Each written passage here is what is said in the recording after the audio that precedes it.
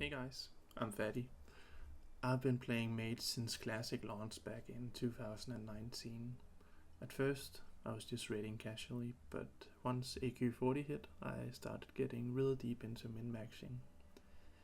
By the end of Classic, I ranked among the top 3000 mages worldwide, and when TPC came around, I pushed even harder and climbed into the top 100. I've basically been a one-trick mage ever since, obsessed with squeezing every bit of performance out of the class. Now this is my second time playing Mage here in Classic Fresh Anniversary, and one thing that I've noticed is how little solid information there is about proper min-maxing Mage mechanics.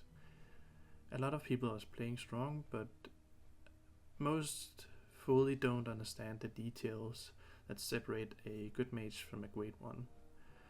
That's why I'm making these videos, to break down the technical sides of Mage gameplay in a way that's clear, practical, and also really makes a difference to your DPS, as well as helping out the raid. So here you see two breakdowns of the AQ40 fight on Euro, which is one of the longer fights. Not that they are very long, but as you can see on the left hand side, I managed to do 65k damage, and on the right hand side I managed to do 93k damage, which is, in my opinion, a very big difference. Obviously the DPS differs a little bit due to the kill time being slightly different, but the difference in damage output is very significant. Even though the gear that I was wearing were almost identical between the two different runs. So yeah, you will observe a very big difference between your damage from time to time, and that's simply due to the mechanics of the Fire Mage. Ignite is a shared fire mechanic, and Ignite is a dot that happens whenever a mage crits with a fire spell. The damage output from Ignite is shared between all of the mages that is in your fight or in your raid group, and therefore the output that you will see from Warcraft log can differ very much due to sometimes the Ignite does not tick for very much, and sometimes it does tick for a lot. So let's get into the Ignite basics. Ignite is a debuff. As said, it occurs whenever a mage crit with a fire spell, and it can stack up to 5 times. It ticks for 2 seconds, and it has a full duration of 4 seconds, which means that it does 2 ticks for the entire duration. The Ignite does refresh every time a mage crit with a fire spell. For each individual Ignite stack, the Ignite will deal 40% of the damage of the critical hit, which is spread over the duration. So for example, let's break it down. If your fireball crit for 3000 damage, that Ignite stack will tick for 600 damage each time. That's a total of 1200 damage. And once you get to 5 stacks, the Ignite will tick for 6000 damage over 4 seconds. That's 1500 DPS from Ignite alone. Pretty insane in my opinion. However, before the 5 stacks of Ignite are built up, let's say you're on 3 stacks and someone use a small fire spell like Scorch or Fire Blast that does not deal very much damage. That crit will affect the total damage output that the Ignite will deal. So let's say if a Scorch crit for 700, that Ignite stack alone is only worth 280 damage. So let's say we had 4 Fireball crits and 1 Scorch crit. Instead, instead of Ignite taking for 6,000 damage, it's only doing 5,080 damage. And obviously that's a very big DPS loss. If we had 3 Fireball crits and 2 Scorch crits, then it's all the way down to 4,160 damage. And yeah, it keeps getting worse. So that's how you lose a lot of damage as a mage. If you're not in complete coordination when starting to building up the Ignite, then it occurs that someone will use Scourge or something else and do a very low crit damage ability, and therefore influence the total damage that the Ignite produce. And that's simply just a very small or that's a very large DPS loss.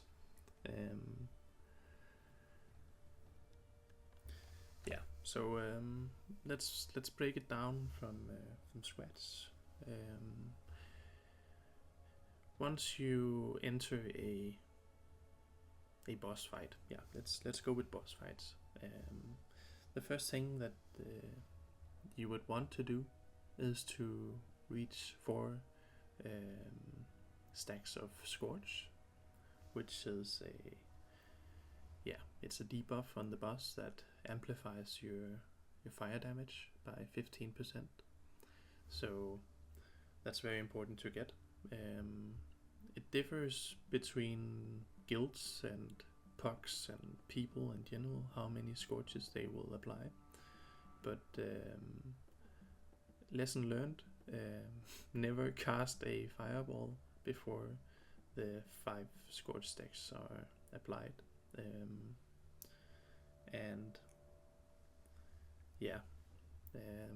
If you read up online, there are different tactics or different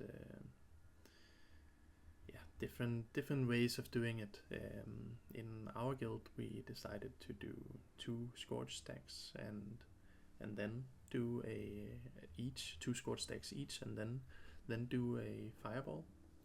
However, if the Ignite doesn't drop before, or the Ignite that is built up by the Scorch crits, if the Ignite doesn't drop before your first fireball hits the target, then obviously you will just refresh that very low Ignite that has been built up by the low damaging Scorch spells. So therefore it's extremely important that the Ignite duration has worn off. So as I said in the beginning, the Ignite has a total duration of 4 seconds. And obviously, let's say you are me and you're doing 2 Scorches and you're at a very last Scorch crit. Then the Ignite is up for 4 seconds, and in my case I'm immediately going into a fireball. A fireball takes 3 seconds to cast. That leaves a 1 second duration of the Ignite up on the boss. And obviously, if you're very close to the target, it does not take a 1 second travel time to actually hit that target. And in that case, you might end up refreshing the Scorch Ignite and thereby continuing the very low Ignite damage output. And that's a very unfortunate situation that happens in many cases. And obviously, that's not how you want to do it. In a perfect scenario, you would reach the 5 Scorch debuffs, and once the Ignite has fully dropped, that's when your very first fireball or pyroblast actually hits the target. And obviously, that's when you are popping all of your cooldowns. You're popping your talisman, your CD trinket, your combustion, things like that helps increase the damage of your fireball. You would also love to receive a PI or whatever increases your damage. As long as the ignite has dropped from the scorch crits, you would want to crit with your first fireball. But that's very rare, at least in my observations. A lot of people are not coordinated to actually drop the very low scorch ignite that has been built up. And yeah, in general that's a huge DPS loss for your mages and for your entire raid, because the mages are just refreshing that low damaging scorch ability or scorch ignite. And as I just explained, it can vary from 1500 damage per second to 1000 damage per second, even lower if people don't know how the mechanics of the mages work. So yeah, to sum it up, it's pretty hard in Classic since you're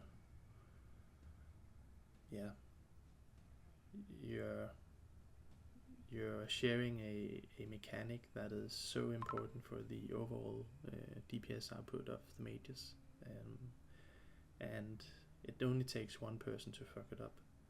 And I have encountered a lot of people who does not understand how the ignite is being built and how it should be dropped if it's from the scorches and stuff like that. If you read up on the Mage Discord, you would see that some people suggest that you use a frostbolt in between your scorches and your fireball. If you do not know how to time your first fireball and the travel time and stuff like that, I would highly suggest you to do that, at least just to get the feeling of it and see that you're actually dropping the low scorches or the low damaging ignite scorch stacks. And then you can move on to more advanced tactics like 2 scorches into fireball, like I'm doing with my guild. However, as I said, it's a 4-second duration of ignite and the casting time is 3 seconds. Then you have to time the traveling time, and that can be really hard if you don't know what you're doing. In my experience, I actually like to cast the 2 scorches, then do a sidestep for like half a second, and then I begin my 3-second cast of fireball. That's leaving me with half a second of cast time until the 4-second duration ignite has been dropped, and that's working out very well for me, because it can be hard to estimate the travel time of your fireball. No one can do that perfectly every time, so I like to do the sidestep. In general, it will never lose you any DPS because you're losing half a second on a boss fight, and what would you have done in the end of the boss fight? Do a fire blast? Okay, that's 1000 damage, but 1000 out of 100,000 is barely anything, and you will not even see it on the logs, in my opinion. So doing the sidestep is definitely worth, just to ensure that your ignite has dropped before you do the fireballs. Now the the last thing I want to touch upon is something which is extremely powerful for mages. It's the double dip mechanic, and it's basically that some effects apply to ignite twice and they increase the damage of your crit, and then they also multiply the ignite damage itself. So for example, the improved scorch has a 15% debuff multiplier. Other things are the Darkmoon Fair buff, which increases your damage output by 10%. Curse of Elements is another 10%. And then as said, Power Infusion increases your damage, spell power damage by 20%.